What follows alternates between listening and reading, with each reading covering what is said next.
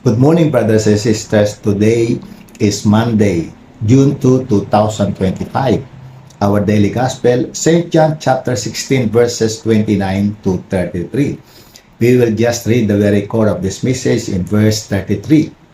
I have told you these things so that in me you may have peace. In this world you will have trouble, but take heart, have overcome the world.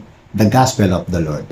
Brothers and sisters, our topic message, the overcomer, ang mananagumpay. Jesus overcome the world. Napagtagumpayan na ni Jesus ang sanlibutan.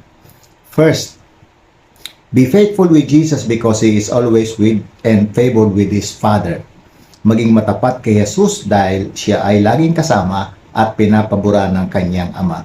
Second, be peaceful with Jesus because He has already overcome the world.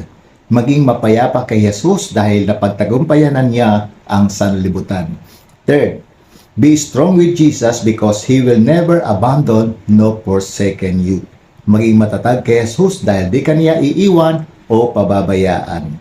Be an overcomer with Jesus. Good morning and God bless us all.